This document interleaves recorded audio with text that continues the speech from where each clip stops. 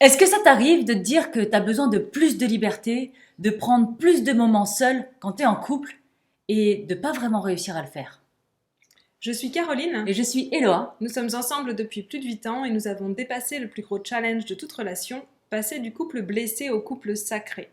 Dans cette vidéo, on avait envie de te parler de tous ces moments où tu es en couple et en fait, tu perds un petit peu ta personnalité, pas parce que tu es quelqu'un qui n'a pas de personnalité, mais parce que tu es tellement souvent avec l'autre, tu fais tellement de choses avec l'autre, c'est un peu ces temps fusionnels qu'en fin de compte, tu te perds un petit peu dans l'histoire. C'est, tu nourris tous ces moments ensemble, mais tu oublies de nourrir les moments pour toi. Tu réponds aux envies et aux besoins de l'autre, mais tu oublies c'était quoi tes envies et tes besoins à toi. À la fin, le sentiment, c'est vraiment, j'ai l'impression que je me suis perdue dans cette relation et je ne sais plus trop qui je suis, ce que j'ai envie, et je fais tout pour la relation, je fais tout pour l'autre.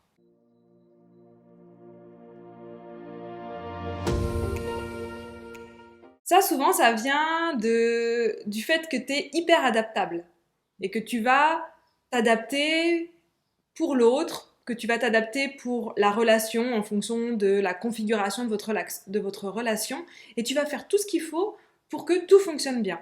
Cette hyper-adaptabilité, normalement, tu l'as construite pendant l'enfance. Alors, il y a des gens qui sont hyper adaptables de base. J'ai nommé les HP. Ça, c'est un peu un défaut de setting pour eux. Et c'est quelque chose à laquelle ils vont devoir apprendre à mettre de la conscience dessus. C'est une qualité et c'est un terrible défaut.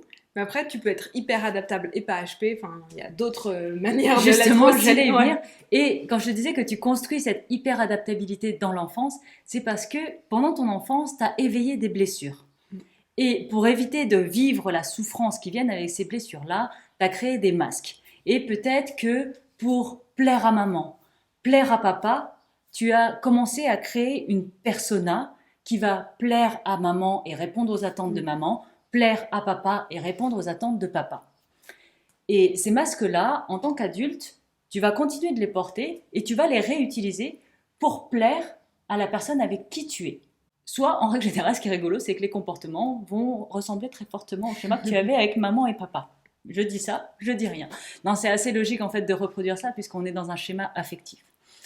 Mais quand tu fais ça, quand tu portes ton masque, ce qui est, c'est que tu es en fait déconnecté de toi. C'est comme si tu mettais une enveloppe à l'extérieur de toi, ce qui faisait que tu pouvais plus être en lien et en contact vraiment avec qui tu es. Moi, je l'ai ressenti à un moment donné dans ma vie où vraiment c'était, j'avais besoin de prendre du temps pour moi, mais je le faisais pas parce que du coup, j'étais dans cette hyper adaptabilité dans le couple, mais en même temps, je sentais bien que c'était un besoin.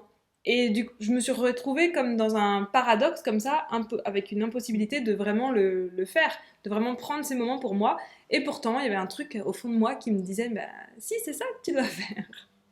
Moi, de la même manière, il y a eu un moment donné dans notre relation avec Caroline où je commençais à étouffer en fait. J'avais besoin de plus de liberté parce qu'on était rentrés dans quelque chose, dans une routine en fait, où on faisait toujours de la même manière. On mangeait ensemble le matin, on mangeait ensemble le soir avec les enfants. Après, il fallait faire ci, il fallait faire. Et il y a quelque chose où j'ai commencé à étouffer là-dedans. Mais ce qui est intéressant, c'est que c'est pas le problème de la routine ou de la relation. Non, parce qu'aujourd'hui, on a encore une routine. La même. La même, d'ailleurs. Et ça va très bien. On mange le matin ensemble, on mange avec les enfants le soir, c'est fou. C'est incroyable. Mais en fait, il y a eu un moment donné où je me suis sentie étouffée dedans parce que je trouvais plus ma liberté. Et je me suis dit, mais. Puis moi, j'avais un grand besoin de liberté. Et en général, quand il y a ce grand besoin de liberté, c'est nous. La première chose qu'on se dit, c'est bah, je vais partir, je vais changer de relation, je vais partir à l'autre bout du monde faire un voyage. Mais en Le vrai, mieux, c'est de arrêter d'habiter ensemble, comme ça, on aura chacune nos espaces. Ouais. Mais la liberté, quand on en a vraiment besoin comme ça, en fait, c'est la liberté d'être soi et la liberté d'être connecté à soi. Exactement.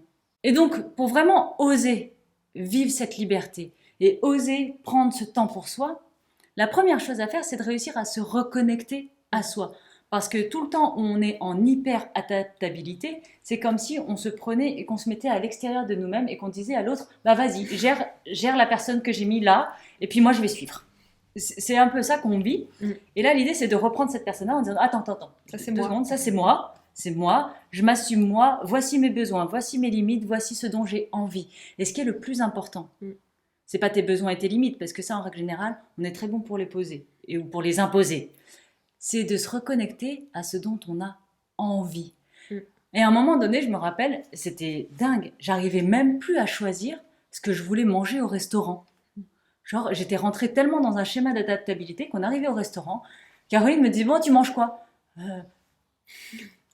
J'arrivais plus à savoir ce dont j'avais envie parce que je m'étais tellement déconnectée de moi que je trouvais plus. J'avais plus. Ça, c'est vraiment la première chose à faire quand on sent qu'on s'est perdu dans la relation, c'est de se reposer régulièrement la question de quoi j'ai envie maintenant. Qu'est-ce que j'ai envie de faire? Qu'est-ce que j'ai envie de manger? Qu'est-ce que j'ai envie de vivre? Est-ce que j'ai envie de boire? Est-ce que j'ai envie de regarder une série? Est-ce que j'ai envie d'aller sur le balcon? Peu importe. Mais de toujours se poser cette question de quoi j'ai envie. Ouais. Parce que le de quoi j'ai envie, ça va vraiment nous reconnecter. Et parce qu'on a après le fantasme de se dire, ah, quand j'aurai du temps pour moi. Si c'était une autre relation. Si c'était une autre relation. S'il n'y avait pas d'enfant. Si j'étais partie ailleurs, là, je pourrais faire ce que je veux. Ok, et tu veux quoi? Bah, être libre. Ouais. En fait, quand la seule réponse à cette question de quoi tu as envie, c'est être libre, c'est clairement, pour moi, un symptôme d'un besoin de reconnexion à soi. Complètement. Parce qu'on veut être libre. Moi, je me souviens, je l'ai vraiment eu cette... on me demandait qu'est-ce que tu veux. Moi, je veux être libre de faire ce que je veux quand je veux. Oui, mais donc ça va être quoi, faire ce que tu veux quand tu veux? Ben, ce que je veux quand je veux. J'étais pas capable de donner plus d'informations que ça, ou alors j'étais capable de faire une liste de plein de trucs, mais c'était pas vraiment ça que je voulais faire en fait. Je l'avais vu sur internet. Tu l'avais pompé au dernier coach que tu as vu sur YouTube qui t'a dit ça c'est avoir réussi sa vie, et toi dit ok d'accord, on va faire ça. Je vais conduire une Lamborghini. Mais ça faisait pas vibrer à l'intérieur. Je m'en fous moi de conduire une Lamborghini en fait. Donc l'objectif c'est vraiment de te demander de quoi tu as envie et qu'est-ce qui te fait vibrer pour reconnecter au maximum avec toi-même et de prendre du temps seul pour faire ça aussi. Prendre du temps seul, c'est prendre du temps où on se met face à nous-mêmes et c'est prendre du temps de reconnexion à soi. On l'a dit dans une autre vidéo, mais prendre du temps seul, c'est pas s'affaler devant Netflix sans penser à rien. En train de se goinfrer de cookies et de joints pour essayer d'oublier qu'on est tout seul. Sinon, ce n'est pas prendre du temps pour soi. C'est prendre du temps seul, mais c'est pas du prendre du temps pour soi. Et là, vraiment, ce qui va être important, c'est de prendre du temps seul pour toi. C'est ça. Les deux ensemble. Ce qui est intéressant d'ailleurs dans ça, c'est que souvent on le fait pas. Pourquoi est-ce qu'on le fait pas? Parce qu'on a toujours mieux à faire. Il y a toujours mieux à faire que de prendre du temps pour soi seul. Il y a regarder une série, il y a aller voir ma meilleure amie, il y a rester avec ma chérie, il y a ses parents. appeler mes parents. Il y a toujours un truc mieux que ça à faire. Mais tant que tu ne fais pas ça, parce qu'en vrai c'est vraiment important, c'est essentiel. Tant que tu ne prends pas ce temps-là pour toi, tu n'es pas capable de ressentir juste « Ah, de quoi j'ai envie ?» C'est quoi que j'ai envie pour moi, pour ma vie amoureuse, pour ma vie professionnelle? De quoi j'ai vraiment envie? C'est pour ça que c'est super important de prendre ce temps-là et d'y accorder de l'importance et de se rendre compte que, en fait, toutes les autres choses, c'est ce qui continue de nous couper de nous-mêmes. Et tant qu'on ne fait pas ça, on ne peut pas se reconnecter. Et moi, je crois que la vie est bien faite ou que l'univers est bien fait et qui nous amène toujours à vivre des situations qui vont nous encourager à faire ça, à revenir à nous et à prendre du temps pour nous. Sauf que ces situations, elles vont devenir petit à petit de plus en plus inconfortables si on ne répond pas à cet appel qu'on a intérieurement d'être connecté à nous-mêmes.